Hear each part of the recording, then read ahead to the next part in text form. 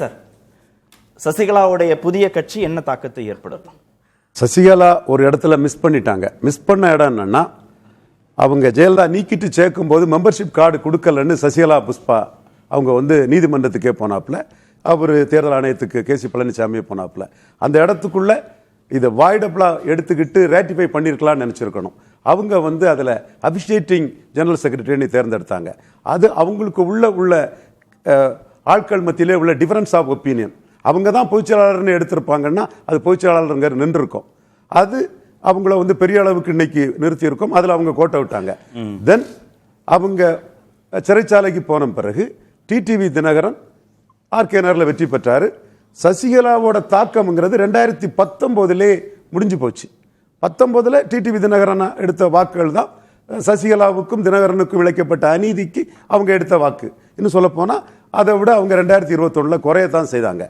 அதற்கு பிறகு 24 இரட்டை தலைமை என்பதை மாற்றி ஒற்றை தலைமை ஆனதுல மேற்கு மண்டலத்தில் கவுண்டர் கட்சியா மாறிட்டு நான் கவுண்டர்ஸ் நான் பெனிஃபிஷரி காஸ்டா நினைக்கிறான். அவன் தான் சீமானுக்கு ஓட்டு போடுறான்.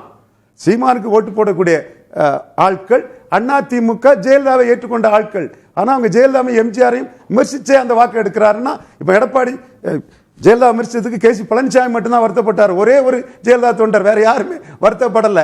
ஆனா ஜெயலலிதாவுக்கு வாக்களித்த வாக்காளர்கள் சீமானுக்கு நான் பெனிஃபிஷரி காஸ்டா வாக்களிக்கிறாங்க.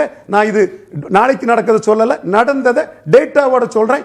3 பேரும் நீங்களும் இது மறுக்க முடியாது. இது காரணம், பிரைம் மினிஸ்டர் கேண்டிடேட் இல்லாம சீமான் தேர்தலை சந்திக்கும் போது தென் மாவட்டத்தில் அவர் கண்டஸ்ட் பண்ண 10 தொகுதியில் எடப்பாடி கண்டஸ்ட் பண்ண 7 தொகுதியோட 30,000 ஓட்டு வாங்குறாரு. இதை இன்னொரு புள்ளியில் நீங்க பாத்தீங்கன்னா கன்னியாகுமரியில் லோவஸ்ட் ஓட்டு வாங்குறாரு சீமான். ஆனா மற்ற இடங்களில் வாங்குறாருன்னா முக்குலத்தோர் கம்யூனிட்டிக்குள்ள சீமானுக்கு உள்ள ஒரு ஆதரவு தான். திமுகவை ஏற்றுக்கொள்ள முடியாத முக்குலத்தோர்கள் சீமானை ஆதரிக்கிறாங்க. அதுக்கு ஒரு காரணம் ஃபார்ச்சூன் ஃபேவர்ஸ் த பிரேவ்னு பரப்பன அக்ரஹார சிறைச்சாலையில் சசிகலாவை கொல்ல சதின்னு தினகரன் சொல்லல, சீமான் சொன்னார். ஸோ அந்த இடத்துக்குள்ள நீங்க 2024 பாத்தீங்கன்னா அது பார்லிமெண்ட் இது அசம்பிளி, அது பார்லிமெண்ட் இது அசம்பிளினா சீமானுக்கு என்ன பிரைம் மினிஸ்டர் கேண்டிடேட்டா இருந்தாரு. சசிகலாவே களத்துக்கு வந்தாச்சு இல்ல, வரட்டு. நான் இந்த தன்மையை முதல்ல சொல்லியிருக்கணும். அவர் சீண்டினாரு, அதுக்குள்ள உண்மையை மறுக்க முடியாத அளவுக்கு நான் சொல்லி ஆகணும். எனக்கு அந்த இடம் தான் முதல் மக்கள் தலைமை எம்ஜிஆர் ஆட்சி அமைச்ச இடம், புதுச்சேரி.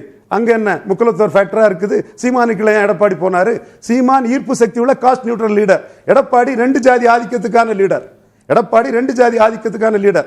இன்னும் அந்த இடத்துக்குள்ள சீமான் மக்கள் தலைமை எம்ஜிஆரே குறை சொல்றாரு. எம்ஜிஆர் மலையாளி, மேனன் எவ்வளவு தெரிஞ்சிருக்குன்னு ஜாதிவாரி கணக்கெடுப்பு நடத்தலன்னு வன்னியருக்காகவும் முத்தரேர் யாதவர் செங்குந்தர் உடையாருக்காகவும் வண்ணார் நாவிதர் குயவருக்காகவும் பேசுறாரு. நீங்க ஏதோ ஃபார்வர்ட் பிளாக்கு சீமான் ஒரு வார்த்தையை ஜஸ்ட் லைக் சொல்லிட்டு போக முடியாது.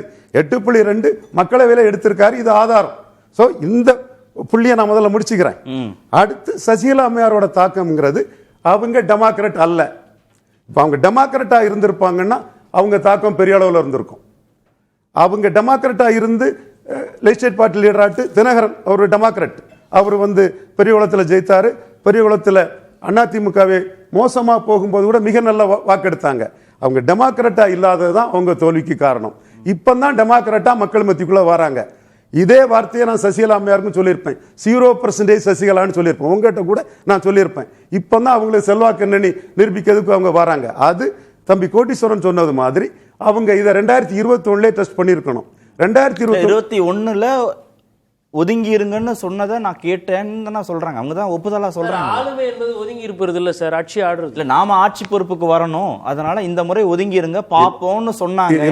இல்லங்க, உங்களை யார் அடிச்சாங்களோ அவங்களை எதுக்க முடியலன்னா நீங்க கோழைத்தனமான அரசியல்வாதி. தாவேகா விஜயும் அதே பணிலனை கோலத்தனமா தான் இருக்கிறாரு. ஜனநாயகம் படத்தை அடிச்சதுக்கு காரணமே நீங்க ராகுல் காந்திக்கு ஆளுமை அடிக்கிறாங்க. அதை எதிர்க்க முடியாம இருக்கிறது அரசியல் அரங்கத்தில் ஆளுமை அல்ல, அது கோழைத்தனமான செயல். சசிகலா 21 ஒதுங்கி இருந்தது தான் அவங்களுக்கு குதிரை ஓடின போது லாயத்தை பூட்டி பிரயோஜனம் இல்லை. இப்போ வர்றது அந்த எஃபெக்டே குறைஞ்சுதான் வருது. கோடீஸ்வரன் கருத்து அதில் நான் ஏத்துக்கிறேன். என்ன எஃபெக்ட்ங்கிறது பார்க்கலாம். இப்போ தான் டெமோக்ராட்டா வராங்க.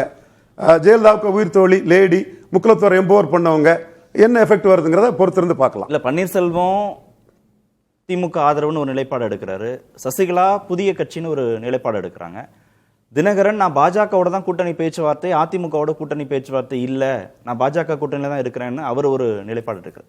இது எப்படி திரு எடப்பாடி பழனிசாமிக்கு வாக்குகளை கொண்டு வந்து சேர்க்கும்? எடப்பாடி பழனிசாமி வந்து ஓபிஎஸ் இரட்டை தலைமைங்கிறத மாத்தினால்தான் அந்த கட்சியின் தன்மை போயிட்டு 50% முக்குலத்தோர் 50% வெள்ளாள கவுண்டர் இருக்கும்போது பொதுத்தள கட்சியா இருந்தது.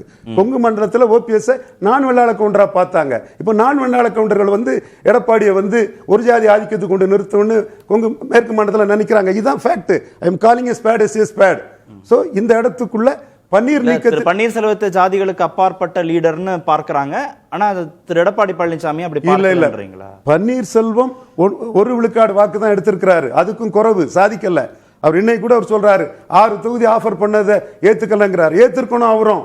எனக்கு தெரியும் அந்த விஷயம். ஆஃபர் பண்ணதை என்னோட ஒரு நண்பர் ஒருத்தர் தான் ஆஃபர் பண்ணாரு. ஏத்துக்கல. ஒரு தொகுதியில் நின்னது அவருக்கு ஒரு பலகீனம் தான். 6 தொகுதியில் நின்னா அது ஒரு ஃபோல்ஸ். ஆனா நான் மீண்டும் சொல்றேன், எடப்பாடி எடுத்த 20 விழுக்காடு ஓட்டு அவருக்கான ஓட்டு தான். அதுல Panneerselvam factor over, Sasikala factor over, Dhinakaran factor over. 20 விழுக்காடு ஓட்டும் அவரை முன்னிறுத்தி அவர் எடுத்த ஓட்டு அவருக்கான ஓட்டு. இன்னும் எம்ஜிஆர் ஜெயலலிதாவை தாண்டி இங்க தர்மபுரி, சேலம், விழுப்புரம், சிதம்பரம், கள்ளக்குறிச்சி, நாமக்கல்ல எம்ஜிஆர் ஜெயலலிதா தாண்டி ஓட்டு எடுத்திருக்காருன்னா 10.5. நான் மீண்டும் என்ன சொல்றேன்னா, அந்த எம்ஜிஆர் ஜெயலலிதா அந்த சென்டிமெண்ட் இதெல்லாம் 19ஓட முடிஞ்சு போச்சு. இன்னைக்கு ஒருத்தர் எம்ஜிஆர் ஜெயலலிதா விமர்சிச்சு மக்களவையில அங்கீகாரம் பெறாருன்னா பொலிட்டிக்கல் டைனமிக்ஸ் மாறி போச்சு. அதுதான் என்னோட கருத்தா நான் இதுல முன்வைக்கிறேன். அதுல சசிகலாவுக்கு ரோலுங்கிறது, ஜெயலலிதாவுக்கு உயிர் தோழிங்கிறதும், முக்குலத்தோர் எம்போர் பண்ணவங்கிறதும், ஒரே ஸ்டேச்சர்ல இருந்தவங்கிறதும் அவங்களுக்கு ரோல். பட் அவங்க டெமோக்ராட்டா இதுவரை ஆகல. ஓகே. 96ல அதிமுக கடுமையான தோல்வி. அன்னைக்கு காரணமே சசிகலா அவர்கள் குடும்பத்தை சார்ந்தவர்கள், சுதாகரனுடைய அந்த திருமணம். யாருமே நம்ம ஜாதிக்காரங்கப்பா, அவங்க தான் நிறைய தப்பு பண்ணியிருக்காங்க, பலன் அடைஞ்சிருக்கிறாங்க, அதனால அவங்களுக்கு ஓட்டு போட்டு ஜெயிக்க வைப்போம் அப்படி பார்க்கறது இல்லை. சாதி வந்து ஒரு மறைமுகமான ஒரு ஃபேக்டர். அதுல நல்ல அரசியல் தலைவர்களாக யார் உருவெடுக்கிறாங்களோ அவர்களுக்கு அது வந்து பின்புலமாக இருக்கும். அது ஒன்று. அதாவது மக்கள் வாக்களிக்கலன்னா அது சசிகலா மேல உள்ள கோபம், மக்கள் வாக்களிச்சாங்கன்னா ஜெயலலிதா மேல உள்ள அபிமானம். அப்படி பேசுறீங்க? கட்சி சார், அதிமுக என்கிற அந்த கட்சி. இப்ப ரவீந்திரன் துரைசாமி சார் சொல்றாரு, ஏன் அப்ப ஸ்டாலின் வந்து கலைஞர், அண்ணா, திராவிடம் கொள்கைகள் அப்படித்தான் வந்து அந்த அரசியலை கொண்டு போறாரு. சீமானுமே தமிழ் தேசியம்னு தான் அரசியலை கொண்டு போறாரு, சாதியத்துக்குள்ள போகல. அப்ப சாதியம் என்பது வந்து ஒரு இலைமறை காய்மறையாக ஒரு அந்த பகுதியில வேறொருவரை போட்டா ஏற்றுக்கொள்ள மாட்டார்கள். அதே சமுதாயத்துல 2 பேர் நிக்கிற பொழுது அதுல யார் நல்ல அரசியல் தலைவரோ அவர்களை தேர்ந்தெடுப்பாங்க. அது பேசணும். அந்த புள்ளி தான் பேசணும்.